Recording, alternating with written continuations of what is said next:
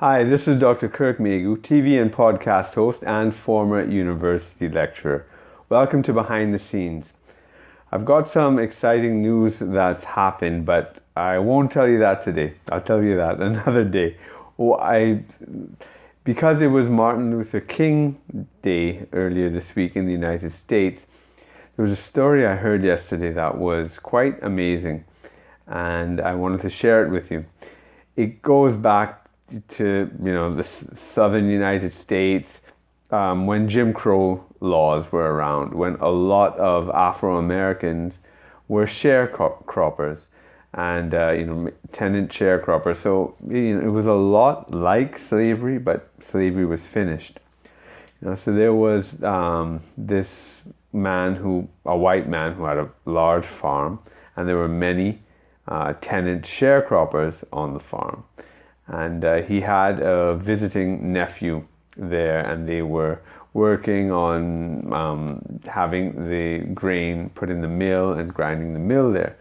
So they were working at that when all of a sudden a little girl, a daughter of a tenant sharecropper, so she was Afro American girl, a black girl. She, very young. I think maybe like 5, 6, could be 8 years max, right? I mean, a young girl. So the man saw the girl and he asked her, well, he barked at her really. He said, "What do you want?" And she said, "Well, my mommy sent me here to get 50 cents. So he just quickly barked back, "No, I'm not going to give it to you. Go away." She said, "Yes, sir." But she stayed right there. Now, the owner, he was busy working and stuff with his nephew. He didn't notice. But, there was a time he looked over and he saw her. And he said, "What are you still doing here? I told you to go." She said, "Yes, sir." But she stayed right there. Now, the owner got extremely angry. And he was a mean, violent man with a temper. He put down the grain. He looked around. He got a barrel stave, one of the pieces of wood, and he walked towards the child with a look of real anger.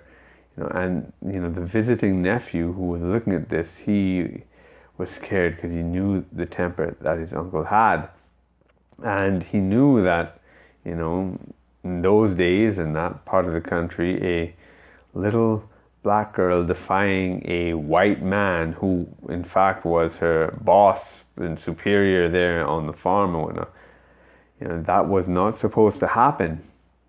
And as he approached the girl with his barrel stave, the little girl stepped up took one step towards the man and looked him in his eye and said, "My mommy has to have that 50 cents.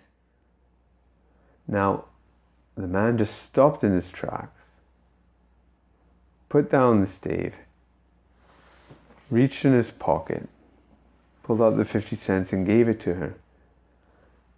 Then she took it. She walked slowly backwards, always looking at the man, not taking her eyes off, but stepping back, stepping out, and she was gone. Now the uncle stood still for I don't know how long, 5 minutes, 10 minutes, just wondering what had happened. He couldn't figure out the power that little girl had. She conquered him. And the nephew too, he had no idea. He was wondering, what power did this little girl have? What did she draw upon? And he didn't answer that question for many years. Now, in fact, I can't tell you exactly what it is. Maybe I think it's probably a number of things, and I think we can only guess what it is. But I do have an insight into what it is, and it's about being determined, and it's also about standing in a place of truth.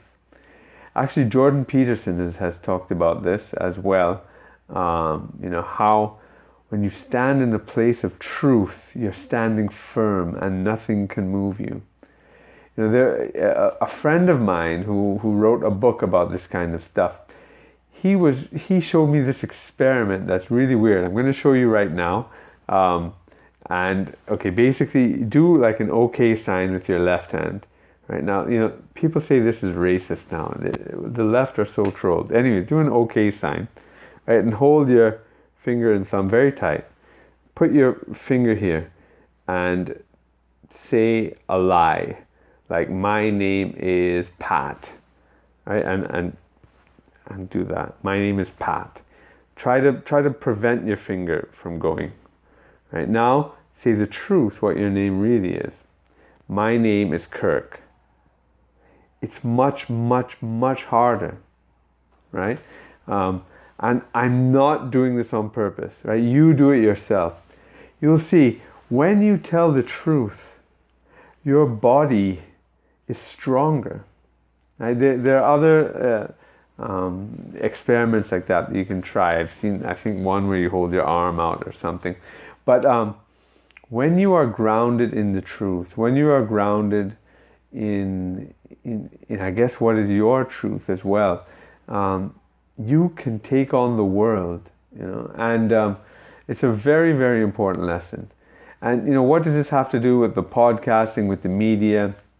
I mean, really, I've been thinking about, my own mission in that sense. And really, my mission is to help people communicate their ideas to the world. That I want ideas to come to life. I want ideas to spread around the world, and I want to help you spread your ideas, right? And but you have to, and when you live your life, you have to live your life grounded in your truth. And are you grounded in your truth just going through the routine of your job? Maybe you are. Maybe you love your job, and that's excellent, and maybe this being in the media will add to that, perhaps. Maybe for you it might distract it, I don't know. But for other people, communicating to a wider audience gives you that purpose. It allows you to speak your truth. It allows you to ground yourself in your truth. So if you are interested in exploring that, jump on a call with me. I'll have the link below for you to schedule a free strategy call. I look forward to it. I've had some amazing calls this week, actually. It's been quite incredible. And maybe I might have an incredible call with you. So that's it for today. I'll talk to you later. Bye.